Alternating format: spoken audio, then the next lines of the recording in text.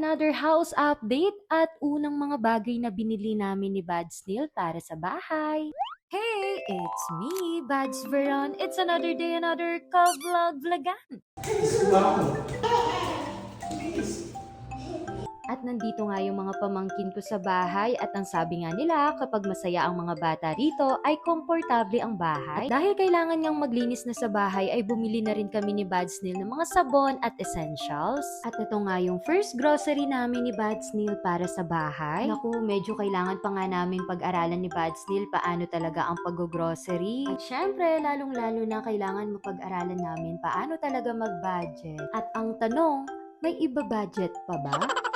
After nga namin sa Pure Gold, pumunta naman kami dito sa DIY para sa mga gamit nga. Ang mga binili nga namin dito ay yung hindi na namin mahihintay sa online. At bago nga kami umuwi ay pinalinis na muna namin si Shama. Dito nga lagi nagpapalinis si Sir Neil dahil nga maganda yung service at mura pa. At diniretso na nga namin yung mga pinamili namin dito sa bahay. At eto na nga, lumalabas na yung pagiging housewife material ko. Dahil bukod nga sa kagandahan, katalinuhan at kaseksihan ko nga, ay, anong pinagsasabi mo? Dahil sa totoo lang, Diyos me, ang maiaambag ko lang talaga ay maglinis. At dito nga sa CR, may babaguhin si Bads Neil. Dahil kung mapapansin ninyo itong pindutan ng ilaw, dahil di na nga ito bumabagay sa itsura ng banyo. At si Sir Neil na nga po yung magpapalit nga nito. At alam nyo ba, halos yung mga ginagamit namin ay nabili lang online. And from this to this. At susunod na ginawa nga naman ni Bads Neil, eto namang blinds. And yes po, siya na nga rin po yung mag-i-install netong blinds namin. Diyos may, ang arte-arte ko pa naman kapag nakikita ko na yung mga tools niya, pero sa totoo lang, laking tulong talaga. At habang nakikita ko nga si Bads Neil na ginagawa ang mga ito, sobrang nakaka-bless. Dahil isipin mo yon, malaki na rin yung natitipid dahil hindi na namin kailangan kumuha pa ng magtatrabaho. At syempre, nakakatipid rin kapag bumibili tayo sa online. Pero tips ko lang, kapag bumibili kayo sa online, paka-check nyo po ng mabuti yung mga reviews.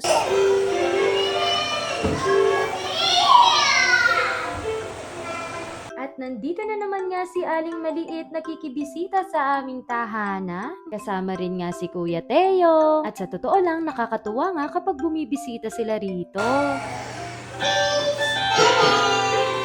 Kinaumagahan naman nga, nagluto ako ng waffle and first time ko nga ulit gumawa. At buti na lang medyo successful naman dahil natuwa nga itong pamangkin ko.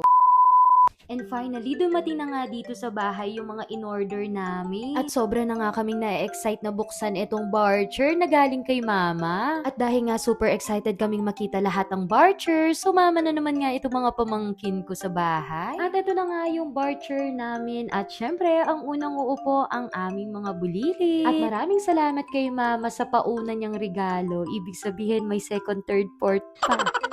At isa pa nga sa mga dumating itong ilaw namin para sa sala. Grabe, sobrang liwanag nga. Dumating na nga rin yung mga ibang in-order namin para sa kwarto. At dito nga sa totoo lang, sobrang saya ni Bads Neil. At alam niyo po ba na siya po talaga yung mga nag-o-order ng mga ito. Naku, ang masasabi ko lang talaga, hindi ako nagkamali sa pagpili sa kanya. Mukhang tahimik nga lang po itong si Sir Neil, pero sa totoo lang, marami po itong alam at kayang gawin. At nag-order nga itong si Bads Neil ng dito para sa wifi. At naisip nga namin na mag-budget meal na muna kami para sa wifi. Dahil kung alam nyo lang, linibot at inikot na namin ang buong London.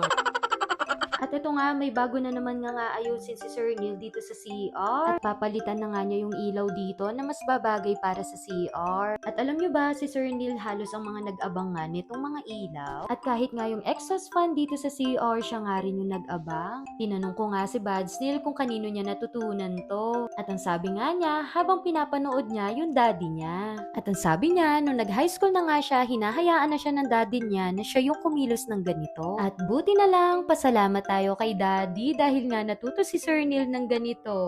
Hi, ba't parang nagiging emotional ako habang nagvo-voice over at nag-edit nga nitong video na ito? Wala lang. Ang galing ni Lord, no? Bibigyan ka niya ng mga taong kailangan mo. Sasagutin niya yung prayers mo basta nagdasal ka at nagtiwala sa Kanya. Ang bilis ng panahon, 7 years na pala kami ni Bads Neil. Mag-8 years na kami this year. Nagkakilala kami nung second year college. Sabi niya, nung first year college, nakikita na niya ako at crush niya na ako. Pero ako noon, hindi ko siya kilala. At hindi ko akalain, bawat dasal namin, nasa proseso na pala.